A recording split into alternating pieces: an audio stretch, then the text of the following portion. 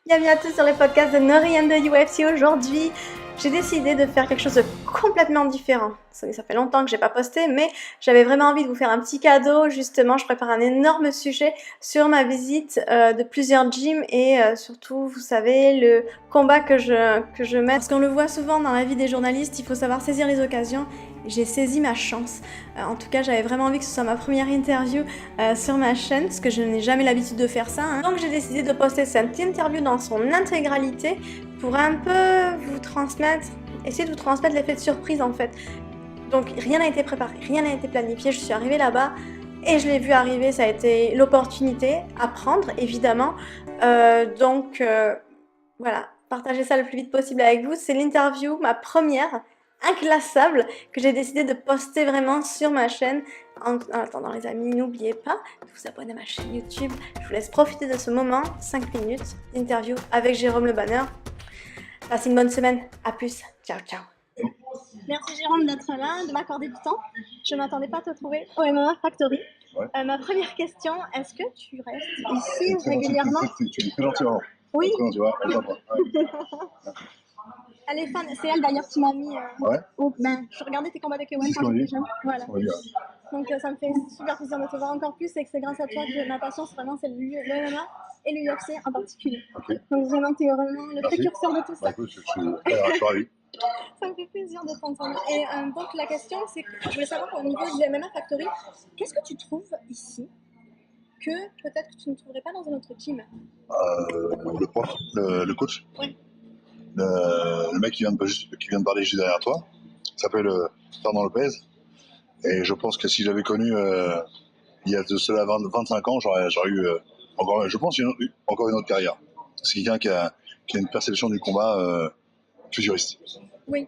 Et au niveau du MMA, tu veux dire, tu aurais voulu Oui, non, parce qu'il y a, je parle de ça il y a 20 ans, le nom était vraiment, c'était Vale Tudo, ça se passe au Brésil, c'était très peu connu, non, je parle même au niveau, même dans n'importe quoi que tu fais, je pense avec un mec comme ça, un mec qui a la vision qu'il a en avant, anticiper les choses fait que tu peux avancer beaucoup plus vite et beaucoup plus loin.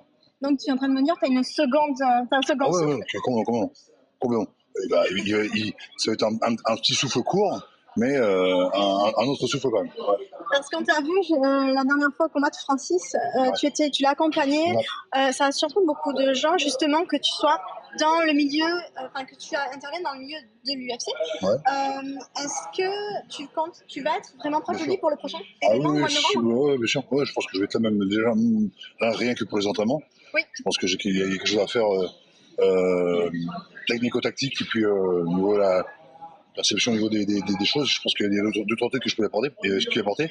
Comme j'ai connu aussi la défaite, donc des fois quand tu reviens après une défaite, des fois c'est très facile et des fois ça peut être compliqué. Donc là on a vu que c'était compliqué, donc il y a des choses à travailler, il y a des choses à effacer.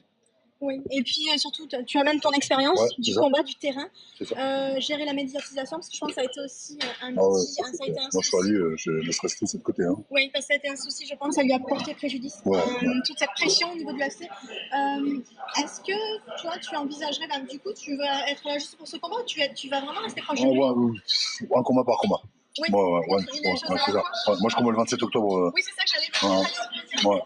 Donc là, je suis là, et après, je vais être là pour lui aussi pour faire tout mois de novembre, avant qu'il parte en Chine. Peut-être que je partirai avec eux, peut-être pas, ça dépend de mon emploi du temps, parce que j'ai quand même 2-3 films qui sortent en même temps. Est-ce que tu peux m'en parler un petit peu? De quoi j'ai un film qui sort qui s'appelle Nick Larson. Oui. Au mois de février. J'en ai un autre qui s'appelle La légende du Black Snake avec Monsieur Ndiol. Oui. J'ai aussi Blessure qui sort avec Aude Bidet. Et puis, qu'est-ce que j'ai d'autre encore? Merde. Et j'ai Les Hommes et les Dieux. Voilà. Donc le cinéma est vraiment tu prends vraiment un virage artistique sur le pas, donc mais tu as toujours été un petit peu attiré par un peu, par le jeu. Par le jeu de rôle, par le déguisement. Ouais. Et donc c'est assez éclectique tu joues un peu de tout, mais Nick Larson c'est plus un film, disons. C'est de l'action rigolo, c'est de la comédie. C'est un petit Fatal Bazooka, c'est un petit Fatal, c'est rigolo, c'est une petite action, voilà, c'est juste, ouais. Et donc des rôles un peu plus, disons, sombres, sérieux. Alors ça c'est plus, ça va être dans Non, des hommes et des dieux. Oui. Et non, pas des hommes et des dieux, c'est ni Dieu ni maître. Ni Dieu ni maître. Ni Dieu ni maître. Ni Dieu ni maître, et puis aussi blessure. Là où je joue d'un homme qui a perdu un ami, qui est devenu en chaise roulante, et puis voilà, il y a des pleurs, des rires, des larmes et de la joie. Voilà. Non, c'est excellent, donc tu te lances vraiment dans une carrière d'acteur, de comédien, et parallèlement tu restes vraiment dans le monde du combat. Ça permet d'être humble. Ça te quitte. Ça permet d'être humble. Non, ça ne me quittera pas. Je pense pas, non, jamais. C'est dans les veines, c'est dans DNA, ADN. Oui. Et C'est ça. et tu vas continuer. Comme toi, j'espère que ça va l'être. Comme moi, ça moi, oui. Ça l'est depuis 20 ans. Grâce à toi, tu sais, Ok. mais ça continuera encore. Ok. Justement, on a besoin de gens comme toi dans ce monde du Je suis MMA. l'un d'eux, toi. Une dernière question, au niveau du MMA en France, tu es au courant de ce qui se passe? Pas trop. J'en ai parlé ce week-end avec le Premier ministre d'ailleurs, parce que j'entraîne. Oui. Il y a des hauts débats. Ouais. Ouais. Est-ce que tu es, disons, est-ce que tu ressens les choses de manière positive? Est-ce que tu sens que les choses vont avancer dans le bon sens au niveau du MMA en France? Et comment tu vois les choses? Franchement, je sais pas. Je sais qu'il y a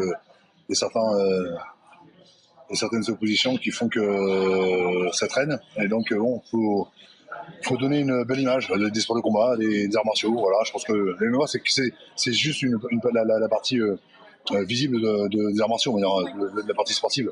Donc, si on arrivait à. Moi, j'ai une perception, mais je peux pas le dire comme ça, mais j'ai une perception que je lirais arts martiaux, judo, avec grappling, wrestling et puis kickboxing. Mais je ferai un truc un peu spécial, moi. Je ferai un truc avec kimono, machin, jusqu'à un certain âge. Et puis, j'ai une idée, je vais peut-être la soumettre bientôt. En tout cas, vraiment, j'avais vraiment envie de te poser cette question parce que c'est vraiment l'enjeu. Et personnellement, Ouais. c'est le mien aussi. Donc, je m'investis énormément dans cette cause. Et en tout cas, je te souhaite beaucoup de chance et de bonheur. Ouais. Ça fait vraiment plaisir de te parler, Jérôme. Merci beaucoup. Bonne journée.